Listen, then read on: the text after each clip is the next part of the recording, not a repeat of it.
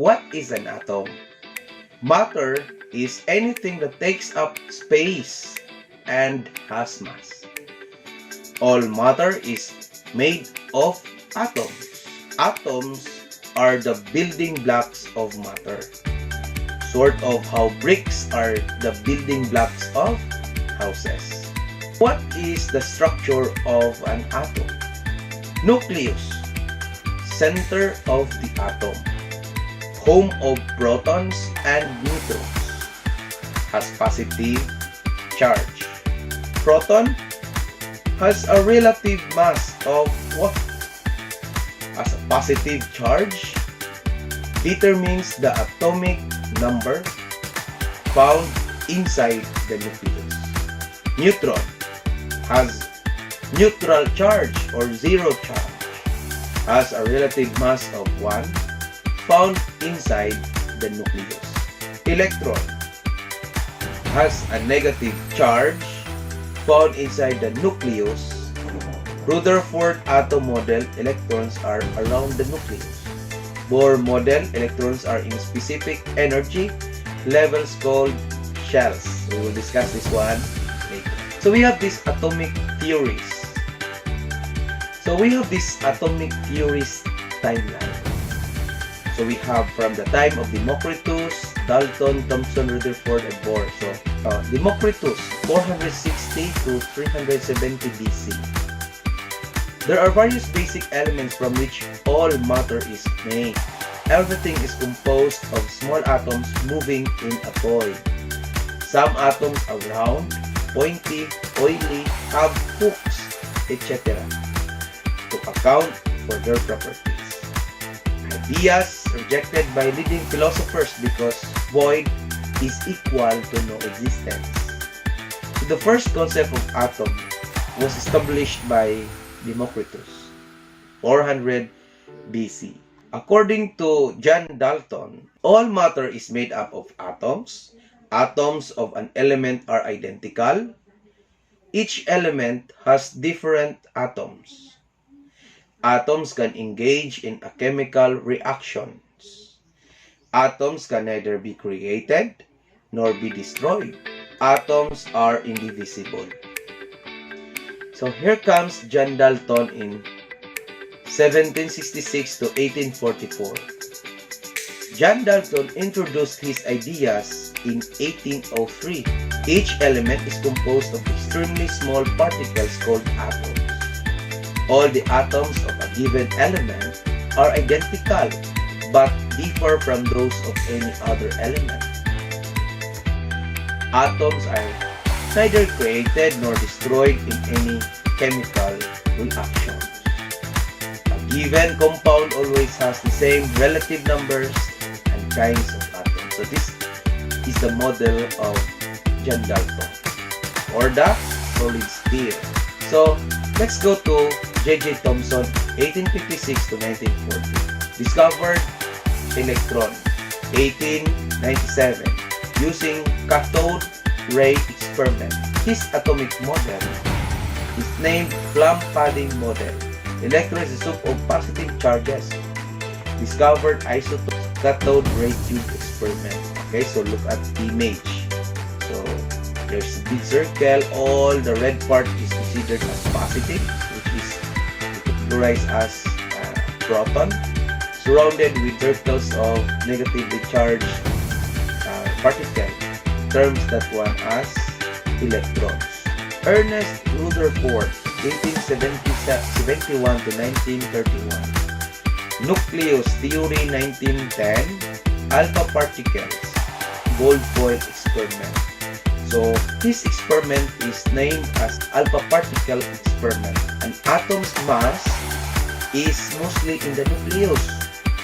The nucleus has a positive charge. Electrons now in fixed orbit.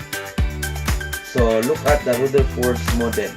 The Rutherford's model is termed as nuclear model. Now, basic structure of atoms. So we have review. We have the nucleus. Inside the nucleus, we have the proton and neutron.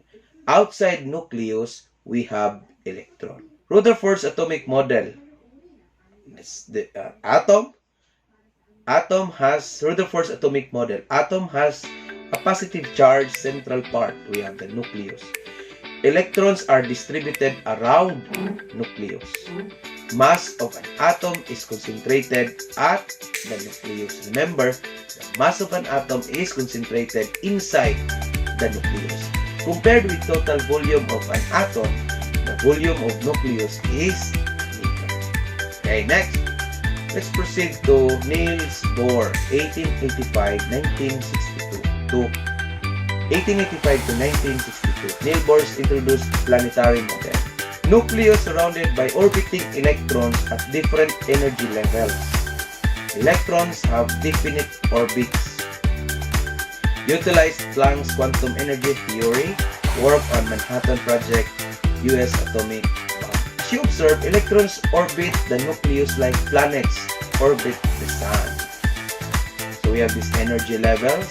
Electrons fills the orbits closest to the nucleus.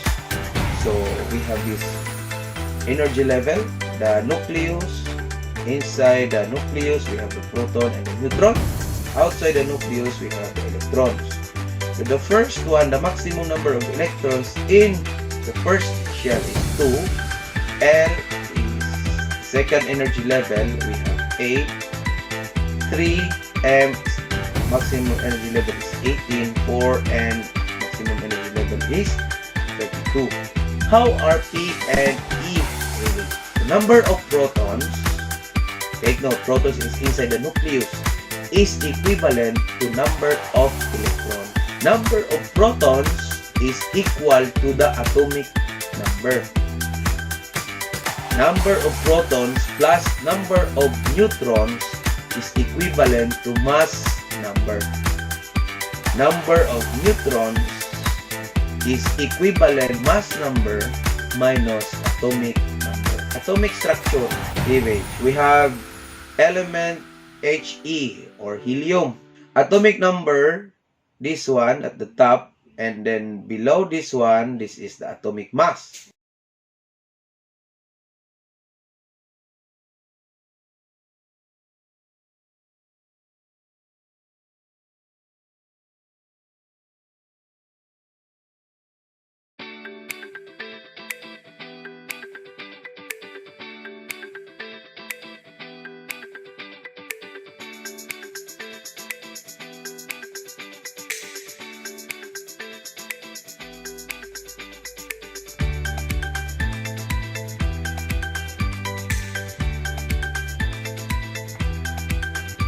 Please proceed to the link below, access that link, and then please contribute something in your group activity because you will be graded according to these rubrics.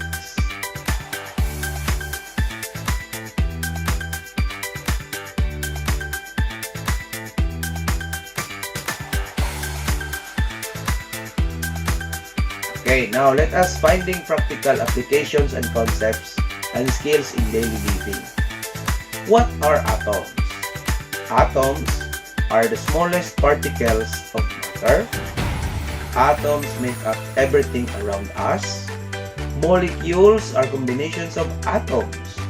Elements are only one type of atom. Compounds are made up of different types of atoms. Where would you find the following parts of an atom? What is its charge? So protons in the center of the atom, positive charge. Neutrons in the center of the atom, uncharged. Electrons orbiting the atom, negative charge. Atomic number, the atomic number is equal to the number of protons in the nucleus of the atom. The atomic number identifies the element. So we discussed already the Mockful tools. We proposed the idea that everything is composed of small atoms moving in a ball. John Dalton, he said that atoms are neither created nor destroyed in any chemical means. A given compound always has the same relative numbers and kinds of atoms. So J.J. Thomson, 1856-1940, he introduced the idea of plum pudding model. through his cathode ray tube experiment. Electrons in a soup of positive charges. So we have alpha particle experiment, Rutherford model, the nuclear model. And last, Niels Bohr and his planetary model.